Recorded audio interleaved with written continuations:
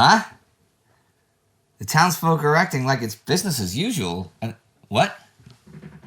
The Hungarian officers spend their nights at home, but it's not business as usual. The Red Army is on their doorstep. Huh?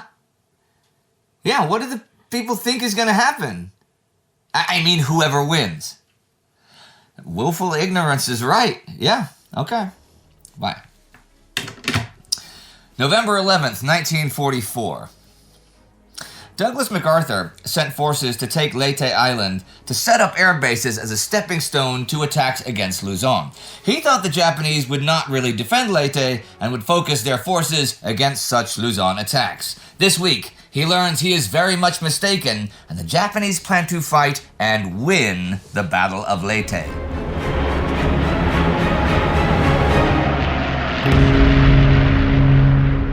I'm Indy Neidell. This is World War II. Last week, the Allies really got down to the task of clearing Walcheren Island so they can hopefully use the port of Antwerp. A Soviet drive on Budapest failed to take it, the Slovak national uprising came to its end, the Japanese attacked Guilin and Liuzhou, and the Americans really realized that the fight for Leyte and the Philippines was not going to be an easy one. This week on the 5th and 6th, Task Force 38, led now by John McCain, leads 3 groups in hitting targets on and around Luzon. The Americans lose 29 planes and destroy around 400. You know that John McCain guy is a grandfather? Yep, son and grandson, also named John.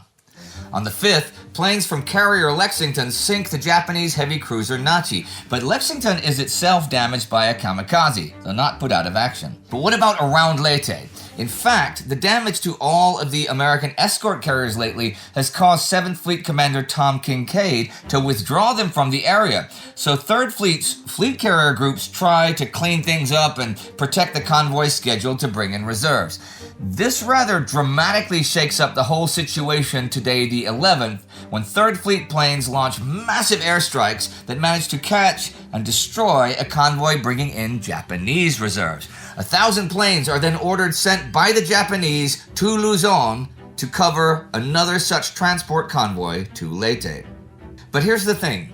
Belatedly, the Americans grasped that the enemy was determined to pour reinforcements into the island at any cost. MacArthur and his commanders had started with the assumption that Leyte was an interim fight, a stepping stone to Luzon.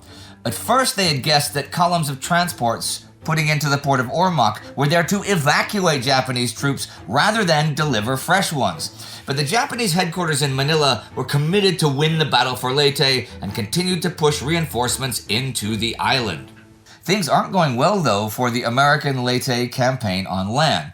The endless heavy rains are just murder. 23.5 inches of rain fall on Leyte in November. That's 60 centimeters. And mud is everywhere and in everything. U.S. Army Air Corps engineers realize that during the rainy season, only the Tacloban airstrip is suitable for use. But if 5th Air Force can't fully deploy here, then they cannot stop the Japanese reinforcements from coming in.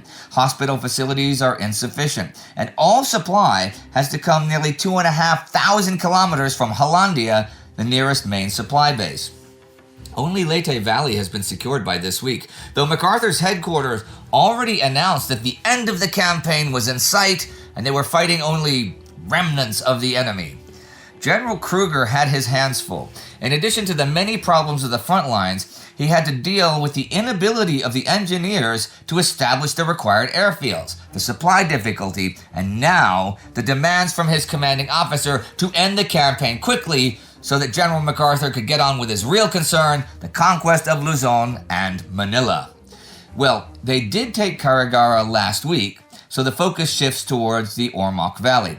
This is in 2 drives, 10th Corps south through the valley and 24th Corps north from Bay, ideally forcing the Japanese into the mountains.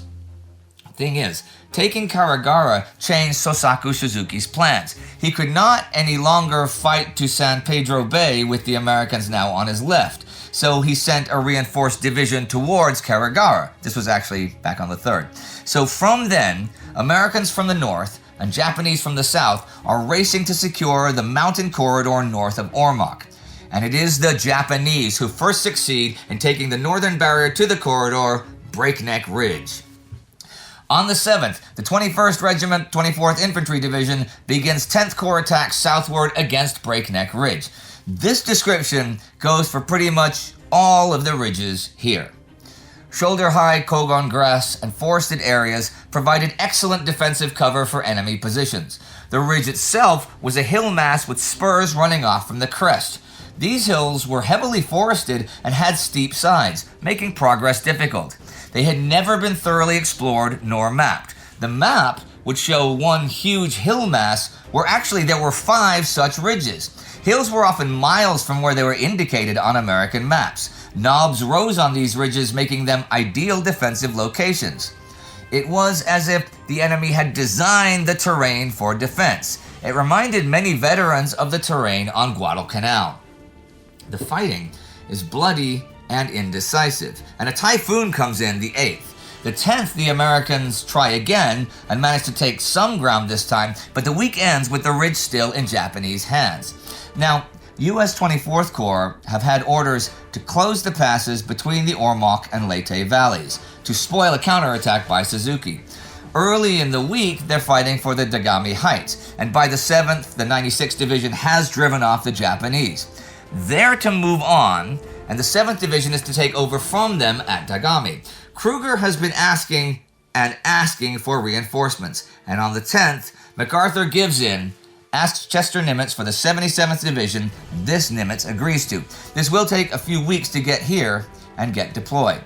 The 77th arrived by way of a very circuitous route that owed much to MacArthur's chronic tendency to underestimate the strength of the enemy. See, back on October 29th, MacArthur told Nimitz that the 77th would not even be needed on Leyte, so they had gone from Guam to New Caledonia for rest. They are still 4 days away from New Caledonia when they get the word and turn around. So, the fight on Leyte will continue, but there is fighting in China that comes to its end this week.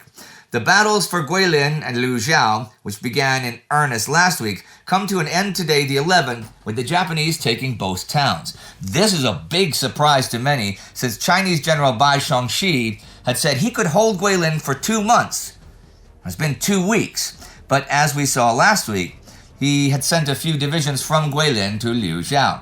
Chiang Kai-shek's staff received a report from a general sent to observe the front. This general found the topography advantageous and the fortifications excellent, but military morale was extremely low. The major reason was General Bai's redeployment of troops without the authorization of the higher command.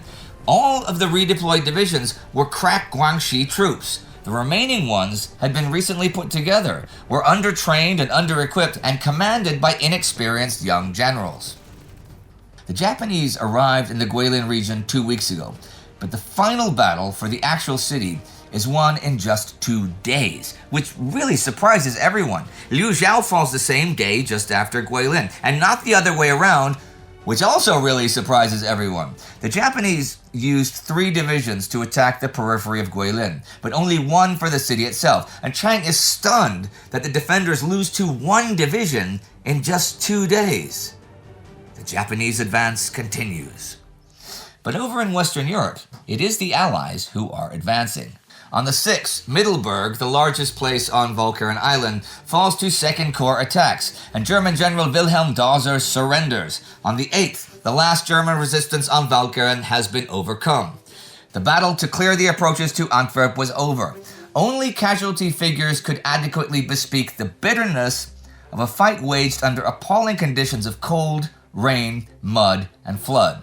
Between the 1st of October and the 8th of November, the 1st Canadian Army, including Canadian, British, Polish, Czechoslovakian, French, and American troops, had incurred nearly 13,000 casualties. More than 6,000 of these were Canadians. The Germans had lost in prisoners alone more than 40,000 men. The German position at Moerdijk on the Maas is overcome by American forces the 6th, and by the end of the 7th, the Poles and British have cleared the enemy from the south of the Maas. The U.S. 7th Armored Division makes those attacks towards Neidell this week that I mentioned last week, but on the 6th, the division is ordered to stop and join 9th Army to refit and retrain for an offensive towards the Rhine. They have been attached to British 8th Corps. Courtney Hodges' 1st Army is renewing its attack, this time backed by 9th Army. These are attacks through Hurtgen Forest. I've only briefly touched on them so far, but I will backtrack a bit to pick it up. Looking east from the little German border villages southeast of Aachen, the Hurtgen Forest is a seemingly impenetrable mass, a vast, undulating blackish green ocean stretching as far as the eye can see. Upon entering the forest, you want to drop things behind to mark your path, as Hansel and Gretel did with breadcrumbs. I think this is the first time I've mentioned Hansel and Gretel in my coverage of either World War. It's true. The forest is, of course, great for defense. 7th Corps Commander Joe Collins, who served in the Meuse-Argonne campaign in the Great War, sees the forest as a logical spot for an enemy attack into 7th Corps' right flank, much like the Argonne was into the American left flank in 1918. So he wants it neutralized. Taking the forest is good for other reasons too, like taking the village of Schmidt at a crossroads on a ridgetop west of the Roer River. If they could take that and the Monschau corridor, they'd be in good shape for an eventual drive across the Ruhr towards the Rhine. So Collins called for an October offensive to take Schmidt. What many did not realize at the time was that capturing Schmidt would expose 7 dams, collectively known as the Roer River Dams, one of which was actually already in American hands. There were a couple of people who noted that should the Allies cross the Ruhr downstream from the dams, the Germans could isolate them east of the Ruhr by flooding the area behind them. Still, the dams were not an objective of 9th Division's October attack, even though Schaeff learned from a German prisoner that in the town of Düren that a certain ringing of the church bells meant the dams had been blown. This was the signal to evacuate the town because it would flood to a depth of 6 meters. A realistic view of the Roer River dams was slow to come. All through October and November, the 1st Army, and in later stages the 9th Army, were to fight to build up along the west bank of the Ruhr downstream from the dams without making any specific effort to capture the dams. Yet, neither army could cross the Ruhr until the dams were either captured or destroyed. Well, 9th Division attacked towards Schmidt the 6th to the 16th of October. The German Lord of Hurtgen Forest, the general in charge of the defenses, also happened to be called Schmidt. The fighting was, by necessity, man-to-man and gun-to-gun, since each regimental advance could only go along a little forest trail, and these were mined and blocked with fallen trees. Tanks weren't any good. The attacks did soon enough begin taking a few clearings. However, the fighting in the forest just drained both sides, and it ended the 16th with the Americans far short of Schmidt and the division having taken 4,500 casualties. The forest itself negates air, armor, and artillery superiority. Hodges called for new attacks. His key objective is again Schmidt, the place, although it's Leonard Giraud's rested 5th Corps that's handling the attack this time. Since 1st Army was planning to drive to the headwaters of the Ruhr from November the 5th, Giraud was to attack no later than the 2nd. There were still no plans for an attack on the dams. The attack the 2nd was to draw off force that might face the attack the 5th. But that 1st Army attack is postponed. But the 2nd attack towards Schmidt began the 2nd anyhow and continues until the 9th. 28th Division is once again fighting in the forest. The Germans, by now, very much have Schmidt in their thinking. See, I mentioned last week the plans for a German offensive in a few weeks from the Ardennes, right? Losing Schmidt would pose a threat to those plans. The attackers took Vossenack III, and by passing 2 battalions through it, the 112th Infantry took Schmidt by nightfall.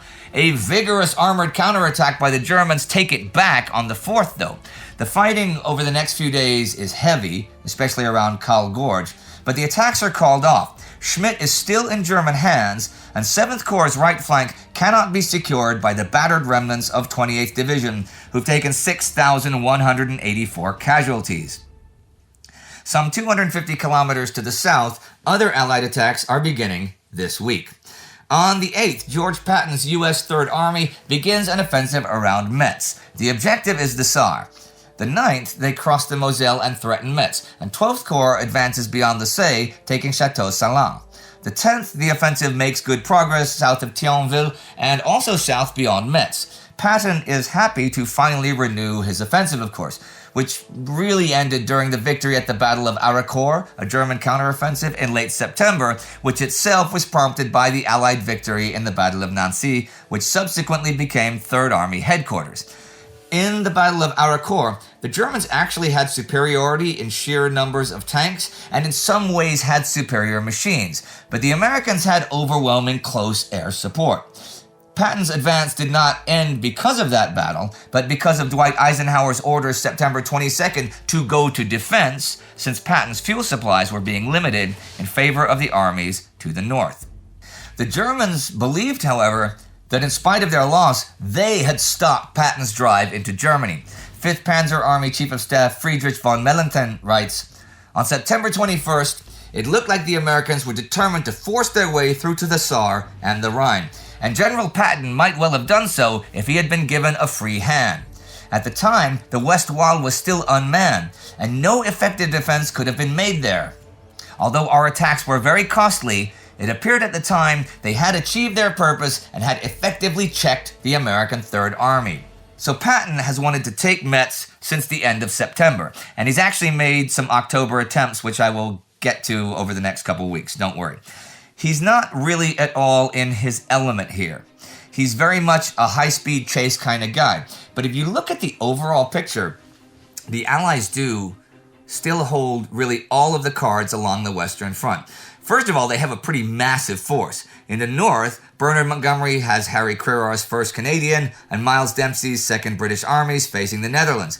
In the center, Omar Bradley has 3 armies, William Simpson's 9th, Hodges' 1st, and Patton's 3rd, and Jacob Devers' 6th Army Group, the southern group of armies, has Alexander Patch's 7th Army and Jean de Latreille's French 1st Army. Eisenhower had the whole array battering forward in his patented broad front advance. Strip away the details for a moment, and the strategic goals become clear. Montgomery was heading north towards a crossing of the lower Rhine. Bradley was heading east towards Germany, the general direction being Frankfurt am Main. Devers was covering Bradley's flank. Since the Allied drive lacked a point of main effort, the Schwerpunkt, to the Germans, it is not surprising the advance turned into an ordeal. And while it is killing a lot of Germans, there are an awful lot of Allied casualties too, which no one is happy about. But the important thing to remember is that they have never stopped moving forwards, and that this positional warfare, Stellungskrieg, cannot be won by the Germans. If they cannot put a stop to it, create some mobility, then they will be ground to dust by superior numbers. As we know, though, Hitler has a plan for that, a big drive. They do, however, have to hold on until December to launch it. The Soviet drive towards Budapest that began last week stops early this week. On the 5th, Soviet radio talks of ammunition shortages among those spearhead units fighting in the suburbs, and on the 6th, 46th Army has pulled back to positions south of the city. In Budapest, desperately ignoring the future, the residents eagerly, it seemed to the Germans frivolously, grasped the chance to return to their everyday routines. Combing the city, the Germans and the Hungarian gendarmerie rounded up the soldiers of the Hungarian Third Army, those they could find, and returned them to the front. The trip was not a long one. It could be made by streetcar. Many of the Hungarian officers took to spending their nights at home. Rodion Malinovsky's 2nd Ukrainian Front renews the drive the 11th, this time with 4 right flank armies, 53rd, 27th, 40th, and 7th Guards, making complicated enveloping maneuvers towards the city as the week ends. Meanwhile, Fyodor Tolbukhin moves his 3rd Ukrainian Front headquarters from Belgrade to Baja in southern Hungary. See, on the 7th, his forces take a bridgehead on the Danube near Apatin, which is like 15 kilometers north of the Army Group South, Army Group F boundary. So on the 10th, OKW extends Army Group F's line north to Baja, since South has its hands full around Budapest. That night, the Soviets make a Danube bridgehead at Batina, like 20 kilometers north of Apatin. This is small, but they bring in serious bridging equipment, so they may have something big in mind here in the near future. I mentioned a couple weeks ago that the Soviets were making plans for their huge final drive into the Reich, all the way to Berlin, and that planning continues. They're in pretty good position after all the fighting of the summer, and except for Courland, they've restored the Soviet borders, a huge feat. But their offensive has run down. They need time to regroup, reorganize, and build up reserves so that a next offensive could break through. Last week, Georgy Zhukov and Konstantin Rokossovsky pretty bluntly put this to Joseph Stalin, and after some persuading, Stalin agreed to go over to the defensive. The three Belarusian fronts have now done so, and a first draft of the coming plan was submitted to Stavka. It begins with a general summary of the current situation, pointing out that the Western Allies and the Red Army are about the same distance from Berlin. However, in the West, the Germans have 74 divisions facing 87 Allied ones, and 1,600 tanks facing 6,000. But in the East, the Germans still have over 3 million men and 4,000 tanks. What to do with such a balance sheet? Well, in a race for Berlin, the central sector is the fastest route, sure. But of course it will have the strongest defenses. To counter that then, the Soviets will have to draw off that power by hitting the Germans simultaneously hard on the flanks, both in East Prussia and Austria and Hungary. 2nd and 3rd Belarusian fronts are assigned to the East Prussia wing, 2nd and 3rd Ukrainian to the southern, and 1st Belarusian and 1st Ukrainian for the actual drive from the Vistula. The General Staff plan is ready by the beginning of the week, with the assignments, the front boundaries set, and the immediate objectives. The General Staff plan submitted that within 45 days, the German war machine could be smashed by offensive operations reaching a depth of 375 to 440 miles. A two-stage operation, but with no operational pause between phases. The first stage would occupy 15 days, the second 30. The rate of advance was deliberately not fixed too high, for heavy German resistance was expected. On the 7th, during the October Revolution holiday, Rokossovsky, Tolbukin, Ivan Konyev, and Ivan Cherniakovsky have a little secret meeting to go over the plans. There is to be no general conference of commanders, like they had before Operation Bagration. And this time, each front is to work out its own requirements in terms of supplies and reserves, and submit them to Stavka. D-Day for the whole thing is sometime between the 15th and 20th of January. They do need an overall commander, though. Georgy Zhukov is nominated for this post, and next week his appointment will be official, and he will be given command of 1st Belarusian Front. Rokossovsky will take command of 2nd Belarusian from Georgy Zakharov. I'll be talking more about all this over the coming weeks. Here are a few notes to end this one. On the 7th, American President Franklin Roosevelt is elected to a 4th term. That same day, Richard Sorge is executed in Japan after more than 2 years in prison. 20 years from now, he will be posthumously awarded Hero of the Soviet Union for his spying and intelligence gathering efforts. In Italy, British 4th Division attacks towards Forli the 7th, taking it the 9th, and the rest of the week, they break through the German defenses north of the city. 46th Division crosses the Montone south of Forli this evening and night. And on the 6th, Marshal Tito's partisan forces enter Monastir. They now control most of the Greek-Yugoslavian border. And that is the week, with Allied attacks beginning near Metz, Allied attacks ending successfully at Walcheren, but unsuccessfully at Hurtgen Forest, Soviet attacks towards Budapest ending unsuccessfully, and Japanese attacks on Guilin and Liuzhou ending successfully. And Soviet plans getting going for a gigantic offensive to crush the Germans starting in January.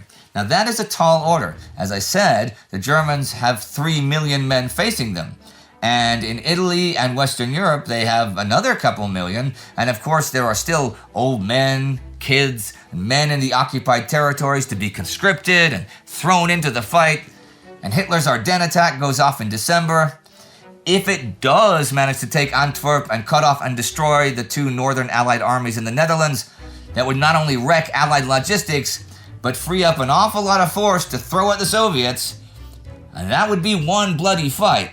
Now, I don't know whether the Germans can actually win at this point, but it is clear they can still create dead bodies in the millions. Funny, it wasn't all that long ago that the Soviets and Germans weren't fighting each other and weren't even interfering in each other's business. This because of the Molotov-Ribbentrop Pact, signed just a week before this war began for a reason. You can go and refresh yourself with this Between Two Wars episode about it in just a few seconds. It'll pop up there. That and this and all we do is created thanks to the Time Ghost Army. You too can join the army at timeghost.tv or patreon.com. These are the newest army officers, and Julia Valentina Giudici. Julia Valentina Giudici. Gotta get my mouth around it. Well, Julia is the Army Member of the Week. Do not forget to subscribe. See you next time.